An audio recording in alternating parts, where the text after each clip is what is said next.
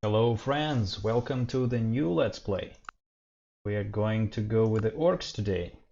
And also we are going to go with more naval AI at the request of one of the viewers. So thank you Veko. We'll be trying out this augmentation on base fall from heaven. It makes the game a lot harder, so we're immediately going to drop well, it's like 2 levels harder I would say. So Immortal is Deity Plus and Emperor is Deity. But we're playing the clan, right? Clan is strong, although stupid and slow to research things, but very strong. So let's try Immortal.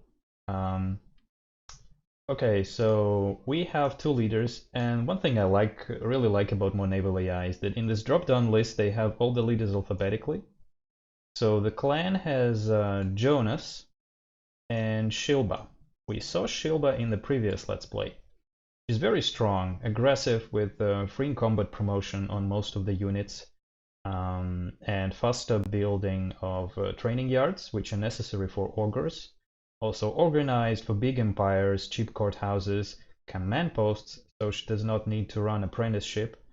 It can run military state for faster unit production. But because we already saw her, and because of some of the games I did in One Naval AI to see how the game flows, we'll pick Jonas, and I'll dive into his strategies in this series, but slightly later, once we've generated the map and settled.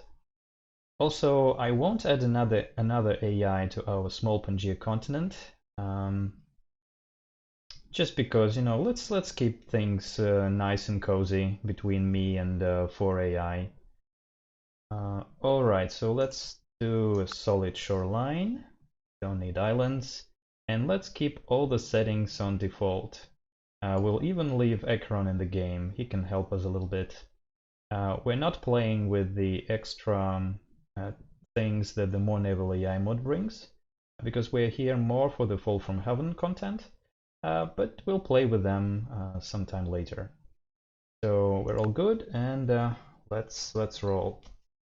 So the game is a lot harder in more naval AI, and it feels and plays different. First of all, the spawns in the game are better than in basic naval AI, in basic Fall from Heaven. You can usually have a lot more resources, and the players are placed further apart, usually. So yeah, but it's hard from other sides, and I'll mention that later. So yeah, we need a killer spot. We need a killer spot with things like incense and dyes, but not in jungle. Maybe gold. This is an overall good spot, but not good enough. Yeah, it's actually trash. You can't improve silk before you can chop wood, and that's a long time to research. You need this. You need this, and how do you get to all these tags without commerce? So, no. Alright, so we have a almost riverless coastal start. Okay, there's a Dovey Yellow in the game. We can try some nonsense with upgrading goblins into wolf riders. But no, it's not a good start, so that's a hill. Let's look around. Would be a good start if it wasn't for wheat. In Fall from Heaven, it's the weakest of the 3 cereals, and the incense is on a desert tile. Maybe something good over here, but quite often if you want to walk over somewhere, the AI may be hiding right here, so they take this spot and you're left with nothing. Also, 7 pines is useful in higher difficulty in more naval AI. The AI is very aggressive, so if you're in a pickle, you can, if they are within your culture borders, you can step on them and cast, I think it's just one-time cast your special ability from 7 pines to end all the wars. So you'll have some 10 turns of respite. Alright, so this is actually, what's that? Braidline's Well. There's Dove Yellow. This is actually Pretty good. So let's see. You get whopped good, you not watch out! Send this guy over here. That's a heal. So yeah, the capital needs to be a commerce spot. Alright, that's pretty good. Yes! We do have a heal if we stay here, but we lose this incense. Although if we go here, we'll lose one of the floodplains.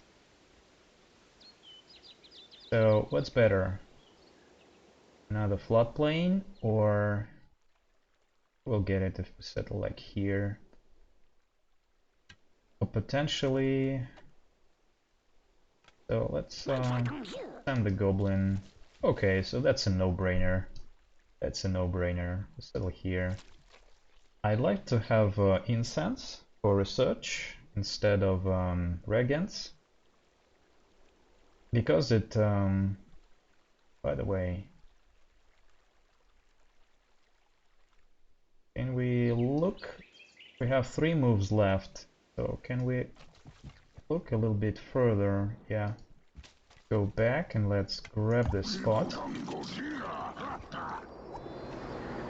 Yeah, let's get our worker. And yeah, we could go crafting.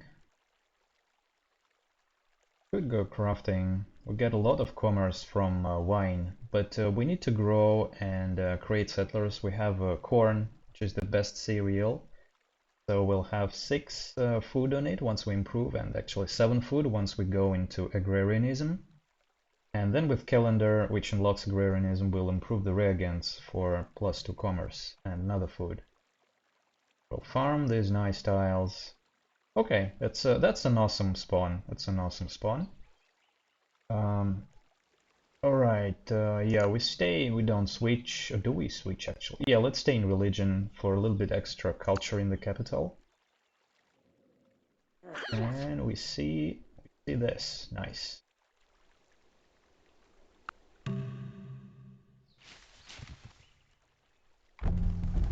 Okay, the worst possible thing we could get, but at least we don't see any borders, so we can maybe even get these gems. Yeah, we can walk through here, right? Right. So yeah, let's okay, now that we're in the game, let's talk a little bit about the 2 leaders and about the strategies. So yeah, generally more naval AI is harder. It's harder in that the AI is very smart. It picks the right unit promotions.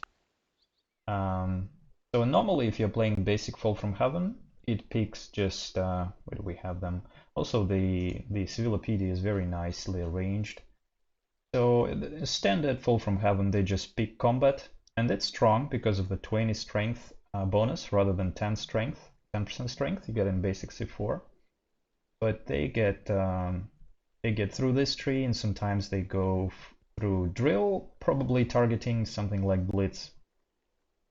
And only very rarely they take like city raider or this shock. But more naval AI, the AI checks combat and then looks to see what neighbors they're looking to attack. And early on, most units are melee units, scouts and other threats, so they take shock, and it's essentially like taking 3 combat promotions when fighting melee units. And then they just see what you're doing. If you're doing cavalry, they go formation. They may go archery, and they go city raider once they have attack. So the AI is very smart in that. Another thing they do is they abuse their free wins with animals. So they put units in tundra, and they kill bears for some med experience, and you can see some very highly promoted non-hero AI units early on. So what this means is that if you try to rush them, it's very difficult. A lot more difficult than in basic Fall from Heaven. And yeah, one thing I should also notice that with difficulty levels, the AI in Fall from Heaven gets free experience. So deity is 8 experience points, And if a leader is charismatic, like Ulrich, for example, they get level 4, so they can get instant mages, for example, and overall highly promoted and very strong units. And if he lands Latin Frigos, he becomes aggressive, gains a 3rd trait, so he'll kill everything. I hope we don't have that situation in this game. I hope we don't. So, and now imagine Shilba, the other leader for the clan we saw in the previous Let's Play with Lanun. So she's aggressive, right? So it's like she has free experience. And yeah, in Immortal, we are playing Immortal right now, the AI gets 6 experience points. They'll also take apprenticeship, so they'll get 8. And yeah, they're still very strong. So unless the leader is charismatic, 6 experience points or 8 experience points is the same. You just get 2 promotion levels on top of what you have. Now, oops. Shilba, she's aggressive, and actually this setup is awesome for Shilba because you have a Goblin Fort. On the Goblin Fort, you can purchase Poison Clan units. Poison Clan units get an extra strength, and it's a poison strength. So, and poison damage is a bit better against living units. So I don't remember exactly what the percentage is, but it's like, so the basic goblin is 2 strength. If we purchase a goblin from here, he's 3.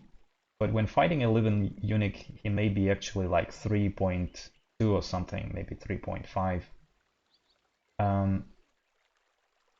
Now, from the Goblin Fort, you can buy goblins. If you have horseback riding, you can buy wolf riders, and they will be 5 strength. They will have 40% versus archery, and it's an awesome way to rush neighbors.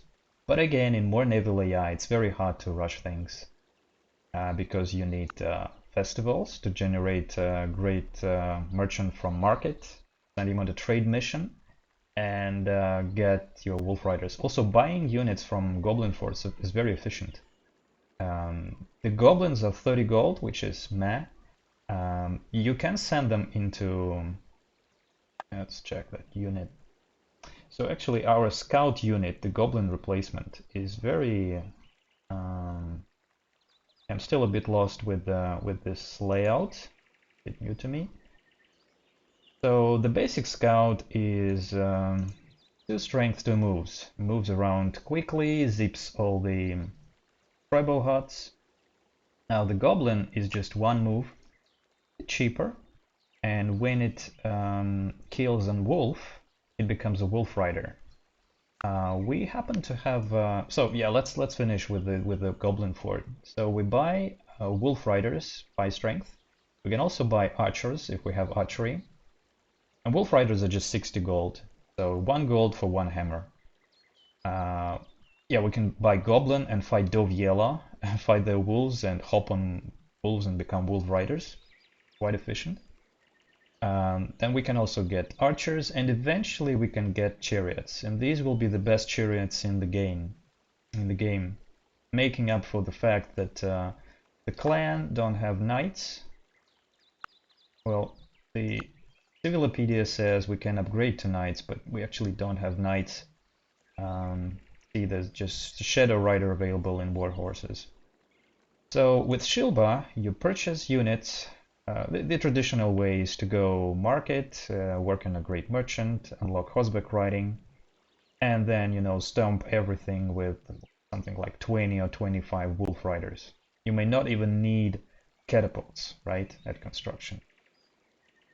But why do you fight the war in Fall from Heaven? You fight the war for land, for resources, but in a high difficulty level, you fight the war to get tech. And what I've seen in more naval AI with quite a few test games I made, that the AI doesn't like trade that much. Usually in basic Fall from Heaven, you go to war around 100 something, right? And by 120, 130, they have trade. So when you kill their stacks and you make a peace deal, you get a bunch of techs from them. And it makes up for the fact that you were working on these technologies instead of, say, mining or religion or even God King. So more naval AI, more often than not, you don't improve your situation by going this aggressive route. So as good as this mod is, at least on the high difficulty levels, trying to pull that off will not necessarily improve your economy and improve your chances to win the game eventually. You may kill 1, 2 neighbors or weaken them considerably, but then somebody on the other side of the map, oh, that's Kazan, by the way. Very nice, we can get some iron from them.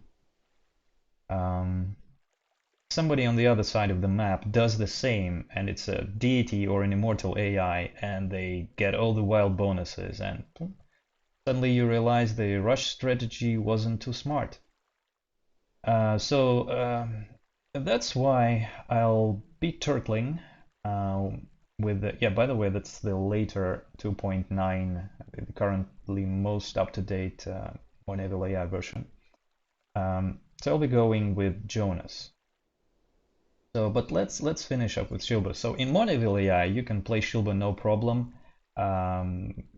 If you have a good setup, this setup is very good, but you know, you can't change your leader halfway through the game or even at turn 1.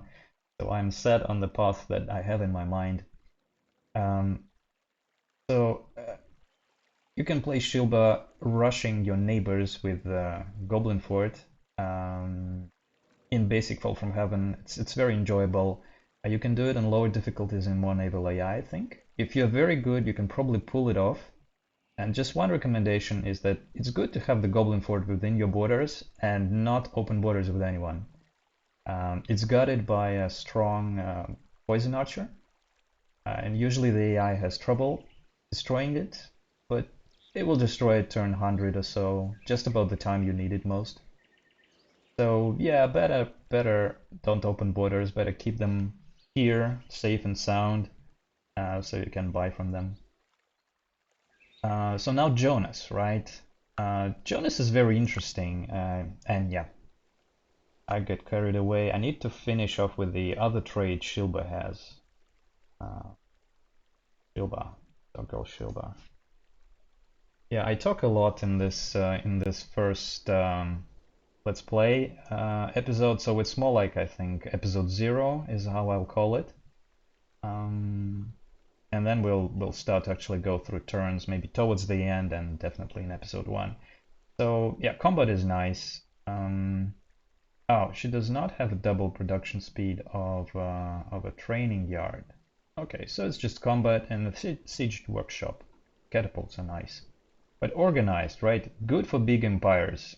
And clan, they need to be big to keep up with the research. Can build command posts. That's very useful. Get 2 experience points for units. You can forego apprenticeship. In more naval AI, you can generate great commanders, what you can't do in basic Fall from Heaven. So here, this is less important, but still very strong. They do come a bit later in the game. But yeah, building courthouses at double speed, incredibly useful for big empires. Lighthouses, well, not so. Inland cities are a bit better. But yeah, overall, rushing neighbors early, the best choice is Shilba. And this setup we can have, we have, like, it's a very good setup for that. Well, incense would be better, so you don't have to go mining. You just keep your calendar festivals path and then into Hosbek writing. Here you need to deviate into crafting mining. Well, yeah. So yeah, now let's talk about Jonas. I probably won't, I'll keep it a secret and I'll whet your appetite by keeping things, you know, under the hood. I have a game plan which relies on his spiritual trait.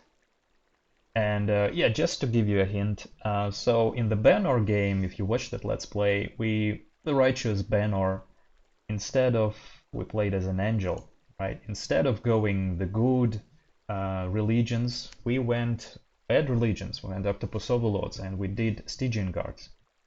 So with Jonas, I have the plan, which looks the same. but relative to Jonas. Jonas starts evil as Shilba, but we'll look to get better. Alright, so we're spiritual. That means we can go in and out of various civics without anarchy, without this one turn of wasting hammers, commerce, so on and so forth. That's very useful. We'll hop between civics a lot, we'll hop between religions, and it gives a small extra boost that the clan really needs. The clan is a barbarian civilization. You can see it here. So barbarian, they have a minus 10% research malice, and that's, you know, that's killing them. That's really killing them. They also can't build libraries. And usually the way you improve research in this game is you have a few big cities like Broduk, lots of gold from the palace, from gold, from calendar resources, from wine, and then you put an academy, a library, and yeah, you make most of your research from a few number of cities, not from like 10 mediocre cities. And now you can't build libraries with a clan, so yeah, that's a problem. So probably build a few more cottages than usual. Yeah, but you know, cottages. Why build cottages when you can do Aristo farms? So yeah, clan needs to be very, very thoughtful about what they want to research because they don't have too many beakers. But it's not a commerce malice. So if you're Shilba and you're rushing for chariots or wolf riders and you need gold for that, you can convert commerce into gold very efficiently. So that's another reason to abuse goblin forts. No, we'll look to do something different this game. So we'll abuse spiritual, and expensive also helps us. We'll be able to settle without fresh water, without any penalty, and we'll be able to produce settlers a lot faster. We cannot outproduce the AI still, but we'll keep it up. It does look like we have kind of cornered ourselves. The Khazad are pretty far away. I don't see them coming into this jungle because removing jungle is pretty late game tech. Well, it's not late game tech, but it's pretty late. The Khazad are going to get it very quickly because they go mining and a way of the Earth Mother for their religion. And they are also a melee line, just as us. But still, I think they're not going to forward settle me right here. So I'm pretty safe. So I think that's that. That's that with, you know, the general bits. So yeah, let's now get rolling through the turns. Now we'll stay in religion for our next extra culture bonus in the capital.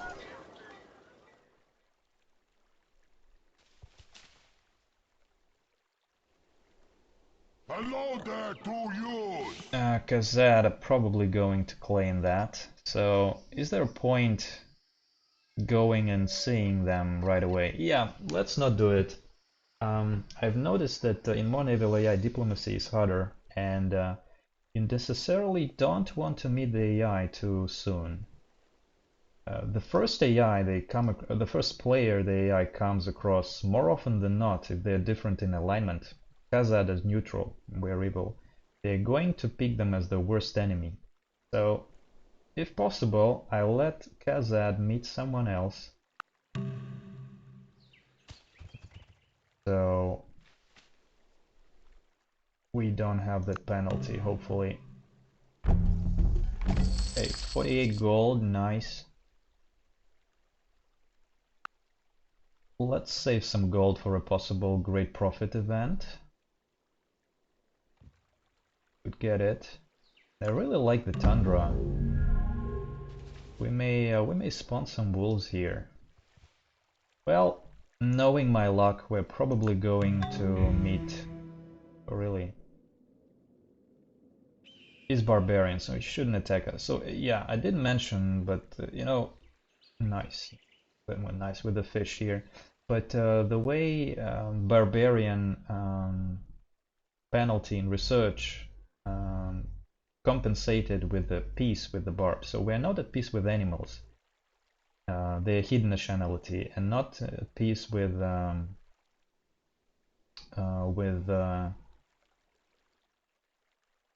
hill giants, right? Okay, so yeah, somebody searched the braid lines well and spawned these beasts.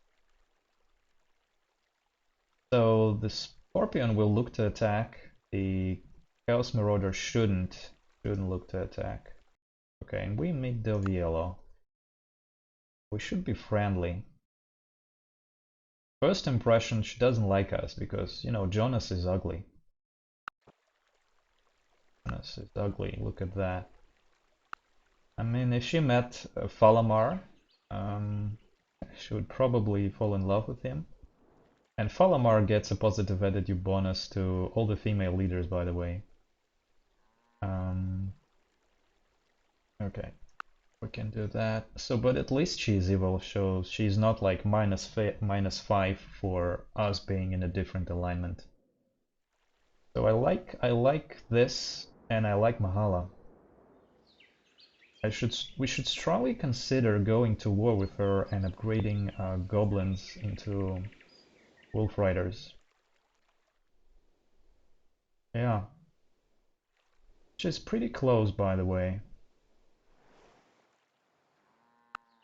Let's see what happens here.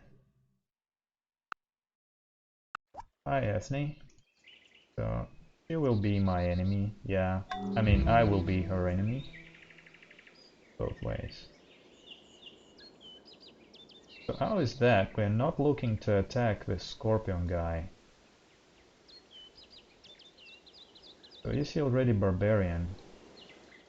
Like, it does not show the battle odds. Well, we'll find it out later. I'd rather not risk it.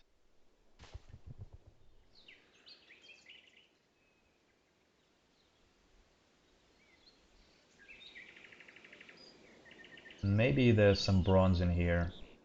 Usually when there's wine, there's some metal lying around. This is empty area. Either bronze or horses. Okay, turn 7. Animals started spawning. Let's leave all this. There they are. Mini Hero Lucian. And the starter units, they have no XP. Lucian is like an extra strength warrior, but he has no hero promotion.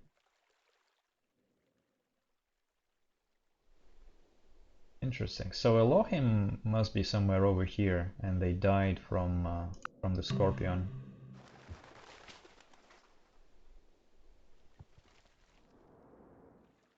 It's tempting to try go into the fort and buy a few goblins. Oh, Beam.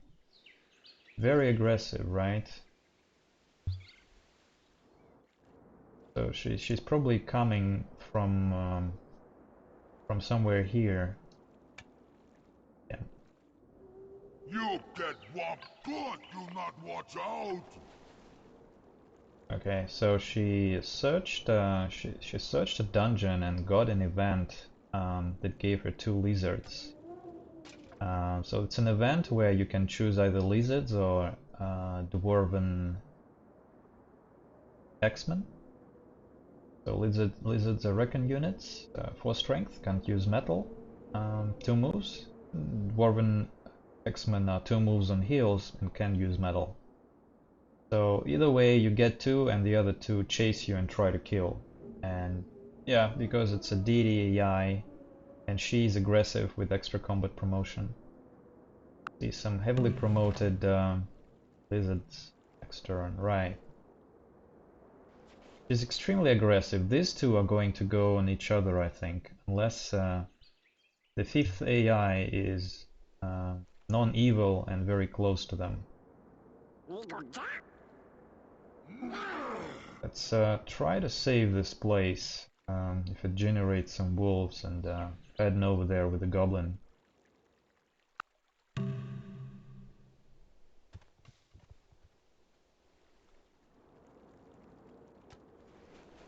Damn, they're going to kill all the wolves. Good thing these guys have reduced city strength. And we as the clan, hey, they already like us. Have friends in common.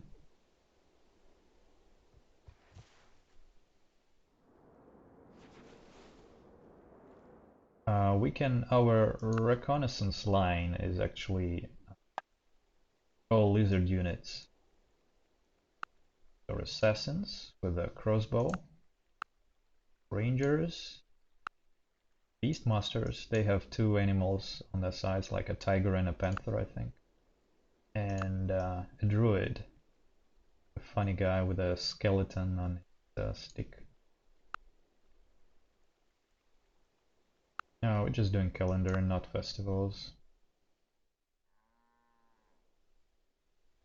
Okay, so the Elohim is pretty far away from here, and oh, it's Ethne, she's creative.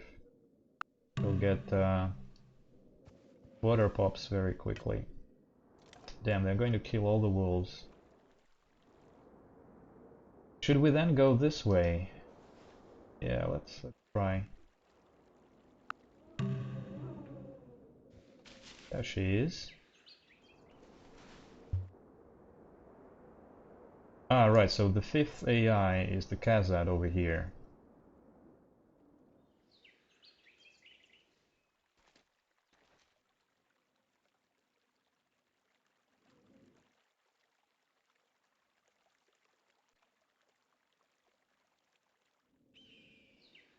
Let's see if they kill the Scorpion.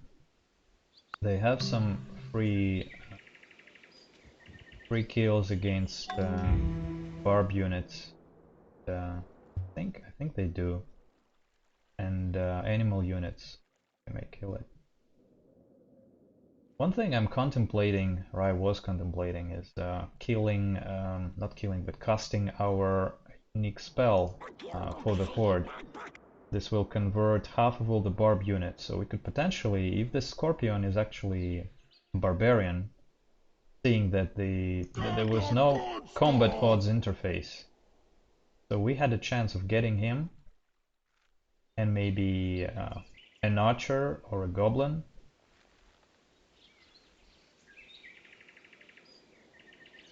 And then maybe something else around the map. In Fall from Heaven, you can wait until, if you have Ekron in the game, you can wait until, let's say, 180 and get Ekron's Disciples or Sons of Inferno. This does not work on more naval AI, so we would use the for the Horde thing a little earlier. So let me show that. I really don't like they removed this ability to get them, but let's see. So what's the name of this unit? Disciple of Echeron? Echeron, right. So Echeron spawns in a barb city. It's a giant dragon, and the city actually creates these units. They're like mages. They have ability to cast Fireball right from the start. And then they upgrade into Sons of Inferno. They're quite strong. They're 8 strength. Archmages basically. They can cast Fire Elementals, which also happen to do collateral damage. Just as the basic Fire Elementals. Very useful unit. Yeah. But yeah, in more naval AI, unfortunately, you cannot convert them. Maybe that's because loyalty, right? Is also loyalty. Maybe I'm wrong. I remember being able to get them in basic Fall from Heaven. Okay, so there's Ethne pretty far away. So, although we are both evil, like Dovielo and us, if she settles like here for the corn, for example, she's totally going to attack me. Totally going to attack me. So yeah, I realize it's been about half an hour already. So let's end this episode. I've been speaking a lot in this one, but that's from sharing some experience with more naval AI and with the orcs, because we're going to go a pretty unconventional path somewhere over here and to the right. But yeah, eventually we would want to go ogres, the best champion units in the game because of the extra 2 strength. So the basic champions are just 6. Plus they can carry metal, and you can build a whole lot of them. We did see a lot of these guys in the previous Let's Play, so we'll try to be efficient and grab orcers towards the end of the game. Okay, I'll be out for now, and I'll see you in the next episode.